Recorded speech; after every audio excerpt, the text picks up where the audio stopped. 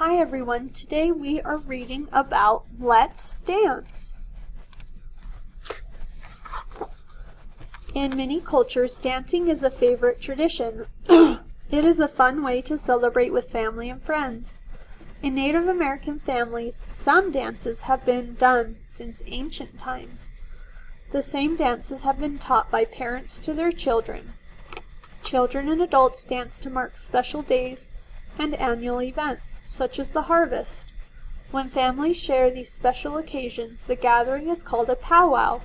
Since dances are done at certain powwows, the men's traditional dance tells the story of an animal hunt. The dancers use animal bones, beads, hides, and feathers to make their to make their outfits. In the jungle dance, women decorate their skirts with small metal cones. The cones jingle as the women dance.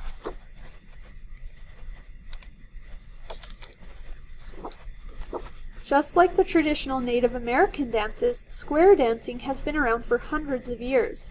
It is the official national folk dance of the United States. Square dancing began in England and France, and then came to America. In the early years of our country, people came together in small towns and held square dances. After working hard on farms all week, Saturday night square dances were a fun way to see friends and neighbors. As people started to spread out across the country, the popularity of the square dance spread too.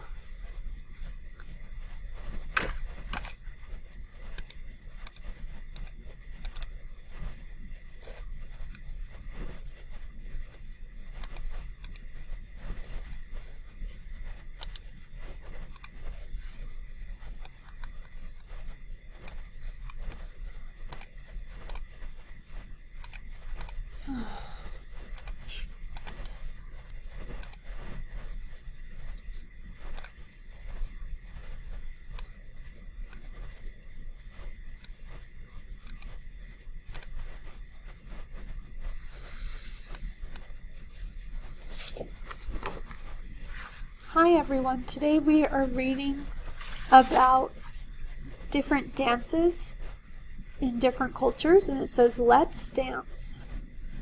In many cultures, dancing is a favorite tradition. It is a fun way to celebrate with family and friends.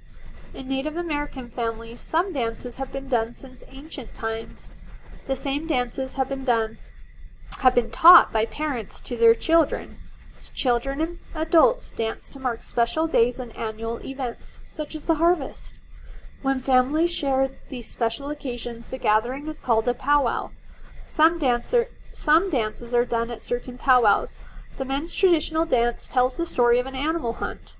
The dancers use animal bones, beads, hides, and feathers to make their outfits. In the jingle dance, women decorate their skirts with small metal cones. The cones jingle as the women dance.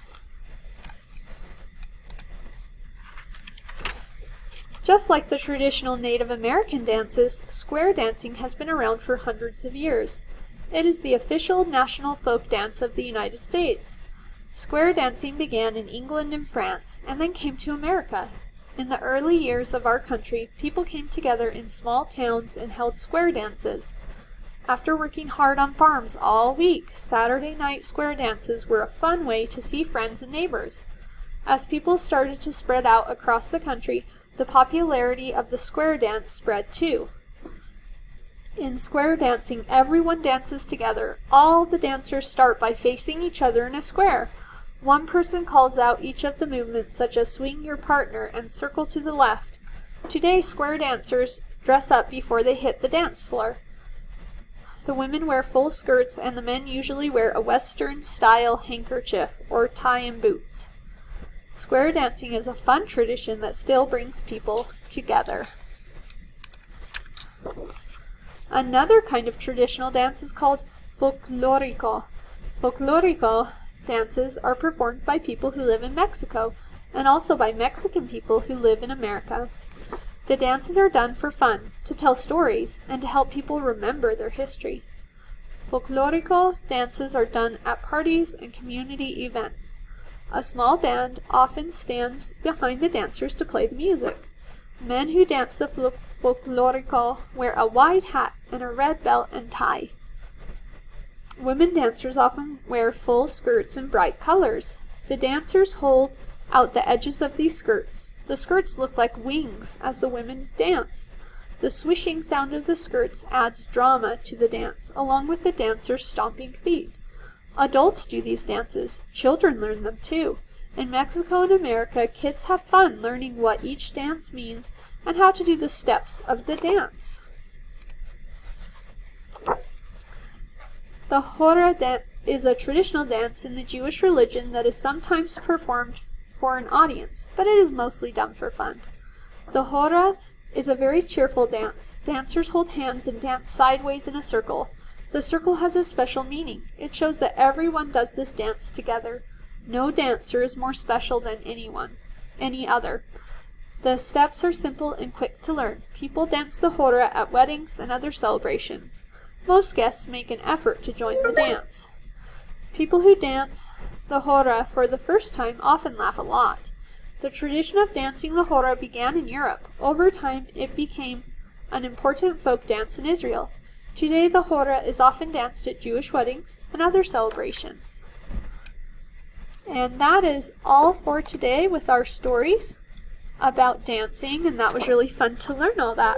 And I'll talk to you all later. Bye, everyone.